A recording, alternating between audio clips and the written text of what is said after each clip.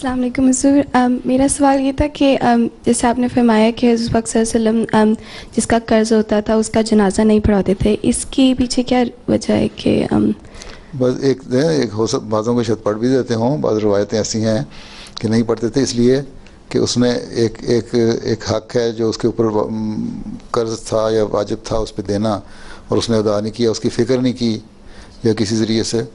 تو آپ کا یہ تھا کہ تاکہ مسلمانوں کو یہ عادت پڑے کہ بلا وجہ کے قرض نہیں لینے.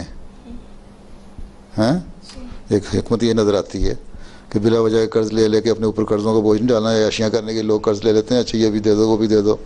اب یہی کریڈٹ کارڈوں نے مصیبت ڈالی ہے دنیا میں, لے کے سارا جو اکنامک کرائسس آیا ہے اس میں سے سارے اب اسی طرح پھنس گئے ہیں نا. مارگیج اور گھروں کے ٹی وی پہ اشتہار دیکھا, نئے ایچ ڈی ٹیلی ویژن سیٹ کا وہ لے لیا, نئے صوفہ سیٹ کا دیکھا وہ لے لیا, کار کا نیا ماڈل آیا وہ لے لیا, قرضوں پہ قرضے چڑھتے جاتے ہیں اور پتہ نہیں ہوتا کہ پیچھے ادا کرنے والا بھی ہے کہ نہیں.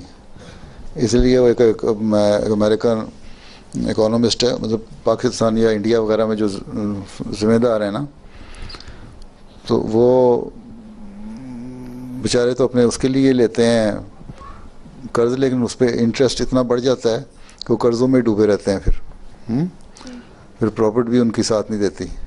اس لیے اکانومسٹ نے ایک لکھا ہے کہ جو پاکستانی انڈین فارمر ہے نا, وہ ہی born in debt, lives in debt and dies in date.